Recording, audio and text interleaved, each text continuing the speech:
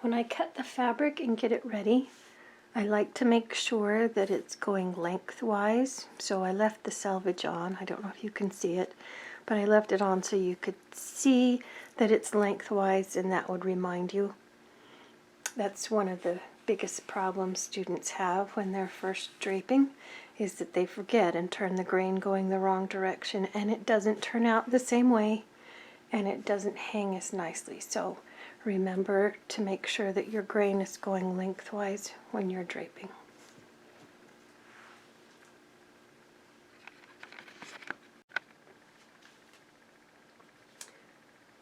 Alright, I've cut another one.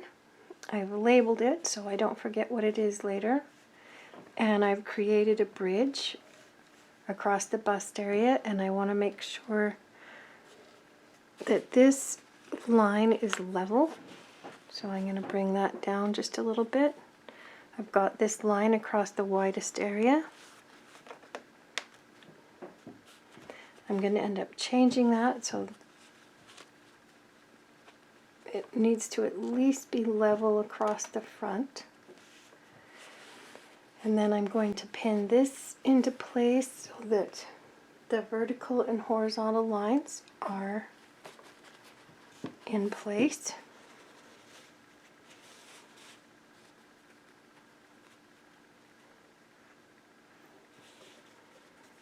So I'm lining this up where I can feel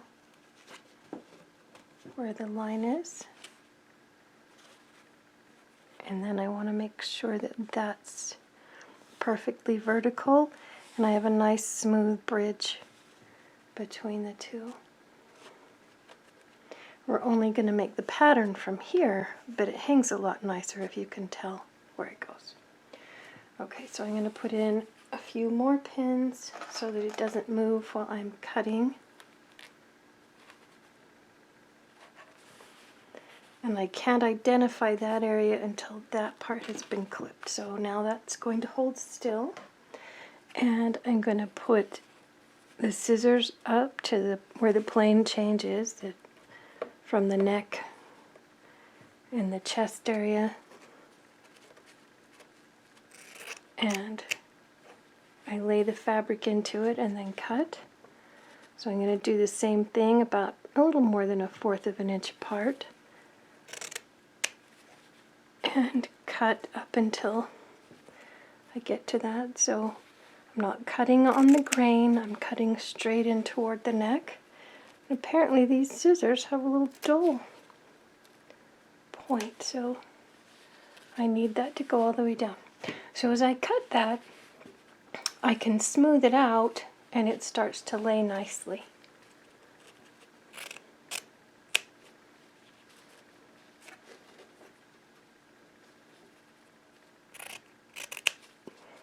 So I always start from the center and work my way out, and now that's hanging very well. I'm leaving enough room for seam allowance, but I'm going to trim that. Alright, so that looks good. And if I were making a 2-darted front, I would leave this so that I had my vertical dart and put this dart either in the shoulder, the armhole, or the side seam. But since I'm turning it into a single dart, I'm going to let it go and just smooth that around to the side. Now, I want to leave a little bit of ease right there. If I were working full scale, I would want room to put in 2 fingers. So I've got room there to put in 1 finger since it's half scale, and I'll secure that. And then I'll go back up to the top area and check on that. I'm also going to get rid of some of this. There we go. Okay, so it's laying smoothly up and around the corner, and that's where my seam is going to be, right there. So I'm going to leave enough for seam allowance, but I'm going to cut this off so I can fold under the fabric. And I've moved the pins mostly out of the way right here.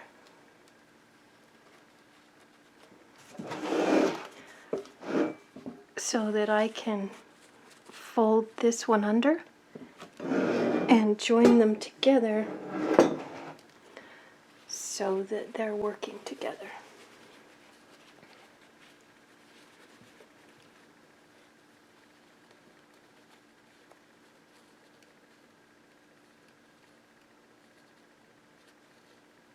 And I'll turn that so you can see it when I finish. But I'm making the puzzle pieces match each other on the dress form, so I know that they can be accurate when I make them into a pattern. So I folded that under so it's matching the line, and I'm bringing this one over to that part of the line, and then I'll finger press that and pin them together.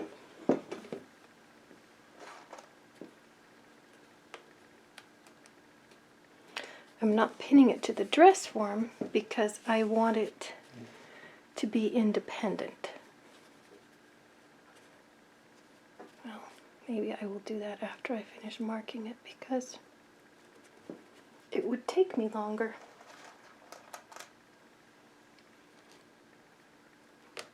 Okay, so those are together, and while they're together, I'm going to mark where the neckline starts. I'll finish that later, but I'm going to put a notch right here so that when I'm making the pattern, it lines up where I want it to be.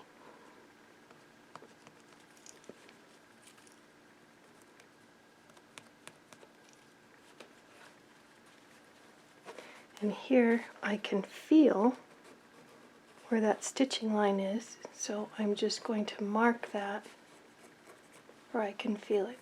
And this is a right angle for just a little bit, and this is a smooth curve that blends into it. And later I will probably drop this 1/4 of an inch and then blend it back in, but it depends on what I'm making. And I'll clean that line up when I make the pattern. So this fold is the line.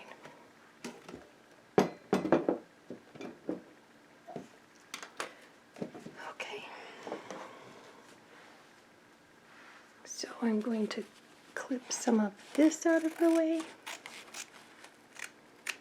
I don't want to take out too much, but I need to get rid of some of it.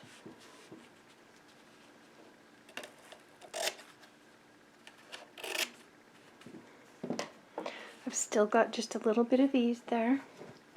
Eventually I'll connect this line, but I want to finish this one first. So this pin is in my way. So I'm just going to take all the rest of that and put it into a dart right there. And I could fold that under.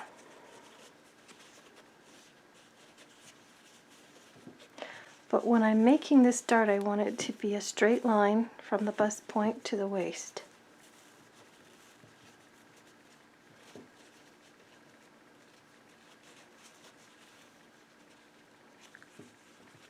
And I prefer to drape it with the dart facing out so that I can mark the contour at the same time. So I need to clip the rest of the fabric up to the waistline.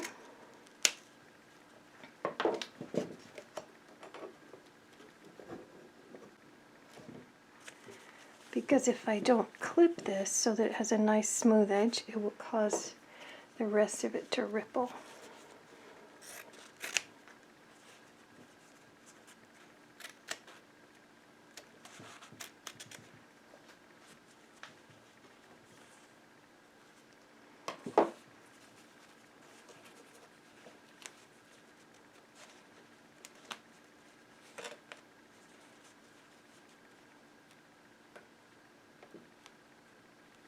So I'm loosening this pin a little bit because it was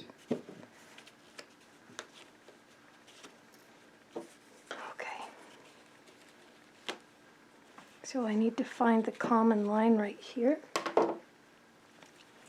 And I can tell that I'm going to adjust the dart just a little bit before I finish. But I want to have this ready to fold under and join with the piece underneath. So I'm folding that out of the way so that those two can match up nicely.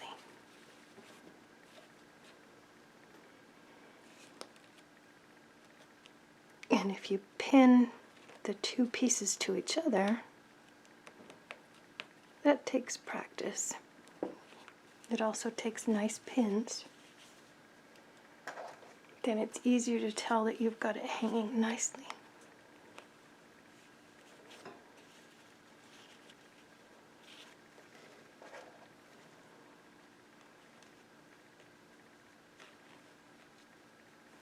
And I have this one folded up because I'm planning to have, that's where my edge is going to be when I make the skirt.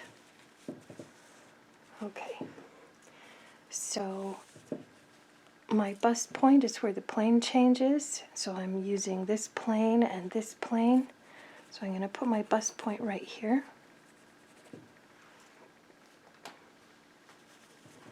And this is how wide my dart is, so I'm really marking the width of it, not exactly where it is, and then I'll end up shortening it. But because I'm doing this with the dart facing outward, I can also come in and mark the contour under the bust area, and I can feel the line where it is on the dress form.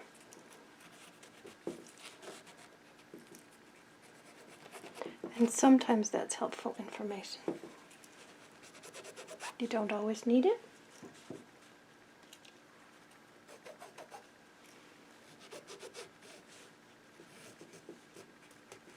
But now we have two sets of markings, so it will go from here to here to here, and then you'll see that extra curve.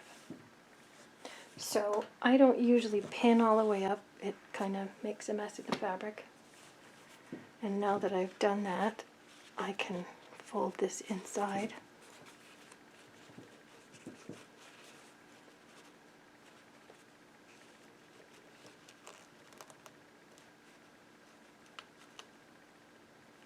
And pin the dart closed.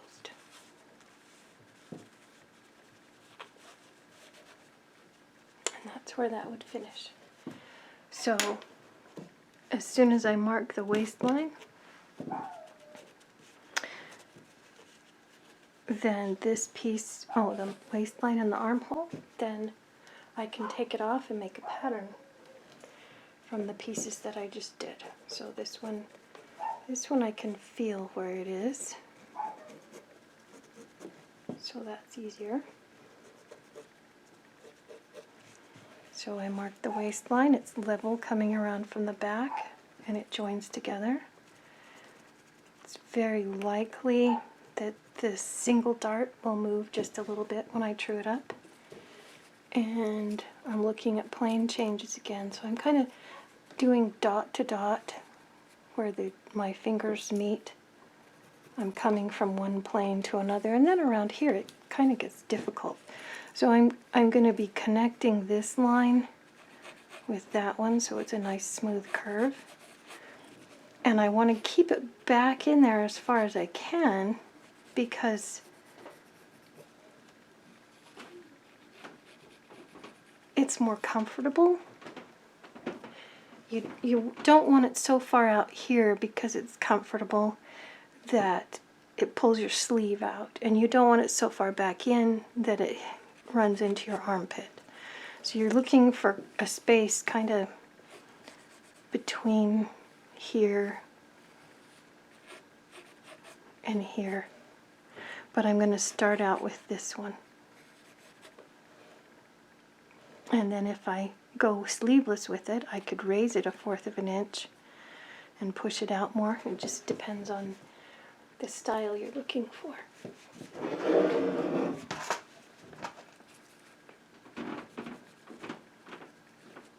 So if I can see design lines that I'm going to want to work with, then I'll mark them. And if I'm going to turn this into a swimsuit, I want to know how big that dart's going to be too. So I just marked the width of the dart that I would be getting rid of if I made this a neckline that came across there. So that's a little bit more upper level than we are right now, but it's a handy mark. Okay.